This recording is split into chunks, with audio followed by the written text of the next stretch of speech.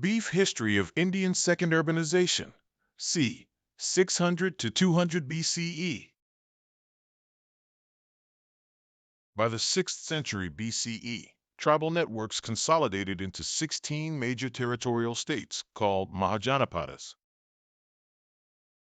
Centralized hereditary monarchies, or rajas, emerged as the dominant political form in the East. Some states, like the Vaji Confederation, remained aristocratic republics governed by clan assemblies. Kashi became a renowned manufacturing hub, famous for the textiles used in monastic robes. Magadha's early capital, Rajagriha, was strategically fortified to protect its growing power. Champa served as a vital commercial hub until it was annexed by Magadha. Gandhara's capital, Taxila, stood as a strategic trade hub on the western Uttarapatha route. The far northwestern states like Cambodia were renowned for their superior cavalry and horse breeding. Kaushambi acted as a key node connecting the Gangetic Valley to the southern trade routes. Kosala was a powerful monarchy, closely associated with the travels of religious reformers. Asaka was the only southern Mahajanapada, situated deep along the Dakshinapatha route. These states coordinated regional trade, defense, and administration across a vast landscape. Between 800 and 400 BCE, an intellectual revolution challenged the orthodox Vedic social order. The earliest Upanishads launched a critique against the efficacy of external ritual sacrifice. Sages argued that ritualism was a hollow substitute for true knowledge of the self. The Mundaka Upanishad famously compared rituals to unsafe boats that cannot conquer old age. New Shramana movements developed in the Middle Ganga Plain, a cultural zone outside the Vedic heartland. Proponents like the Buddha offered philosophical alternatives to inherited status and ritual. Jainism emphasized asceticism and nonviolence, rooted in even older spiritual traditions. The Buddhist Sangha provided an egalitarian model that rejected the legitimacy of the Varna hierarchy. This model appealed greatly to the new urban classes seeking social standing independent of the priesthood. The new movements encouraged social interactions that bypassed traditional Brahmanical rules. The intellectual crisis of the Upanishads had paved the way for a radical civilizational shift. A new age of reason and personal liberation was dawning in the cities of the Ganga. The growth of cities drove the transition from simple barter to a highly integrated monetary economy. India's earliest metallic currency consisted of punch-marked coins, PMCs, often made of silver.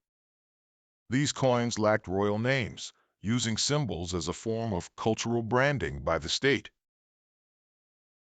Merchant guilds added reverse marks to verify purity, creating a decentralized system of trust.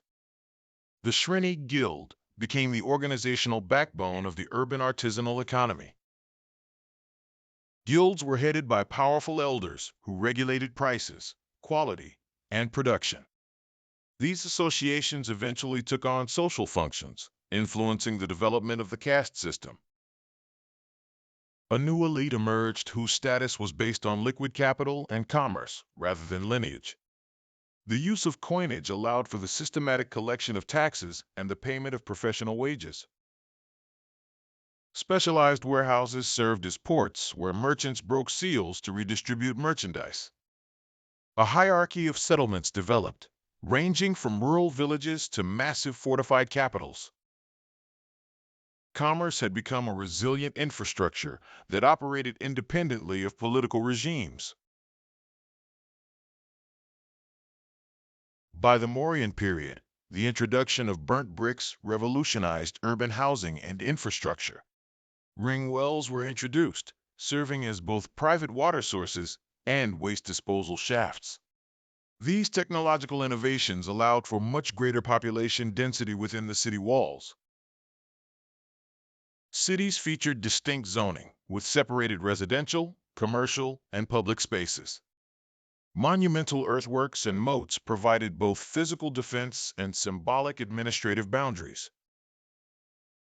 Urban centers became administrative hubs that coordinated the redistribution of regional surpluses. Infrastructure developed to include paved roads and sophisticated drainage systems. Cities like Kaushambi featured specialized zones for large-scale manufacturing and iron smelting. Fortifications served to control the flow of people and goods, ensuring the security of the urban center. The administrative expansion of the capital turned it into the primary hub of a growing empire. The Mauryan state took an active role in planning and maintaining urban civil infrastructure. The cities of the second urbanization had become the most sophisticated landscapes in the ancient world. In early historic India, the mercantile elite provided significant support to the heterodox Shramana movements. Merchant guilds pooled their financial resources to fund the construction of permanent monastic structures. Wealthy families established cash endowments, which were often invested with local guilds. The interest generated from these investments provided a stable source of food and medicine for the Sangha. This corporate religious responsibility integrated economic structures with religious institutions. The new movements provided a spiritual framework that was compatible with the values of the commercial class. These institutions served as central points for community life and social cohesion in the cities. Religious pluralism flourished as different movements vied for the patronage of the urban elite. Monasteries often provided essential services to travelers and merchants along the expanding trade networks. The economic and religious lives of the city were deeply and permanently intertwined. These institutions were monuments to the wealth and social aspirations of the new merchant class. The urban revolution had created a new, enduring spiritual landscape for the subcontinent. The mastering of monsoon winds allowed ships to sail directly across the Indian Ocean from Rome. International ports like Arikamedu linked India's economy to the global markets of the Mediterranean. India exported high-value luxury goods like pepper, pearls, and fine muslins in exchange for Roman gold. The Kushanas minted gold coins that closely imitated Roman standards for international trade. Regional dynasties granted tax-exempt land to expand agriculture into new forested regions. This policy established new agrarian foundations to support regional trading centers. The Kushana Empire linked northern India to the Silk Road and the broader economies of Central Asia. The Western Kshatrapas introduced the earliest dated silver coins, reflecting a highly monetized economy. The favorable trade balance was so great that Roman writers lamented the annual loss of 50 million sesterces. Political decentralization did not end urban life. Instead, it ushered in a highly commercialized phase. The resilience of this urban infrastructure allowed it to survive the fall of centralized empires. The second urbanization had forged the core institutional and economic patterns of classical India.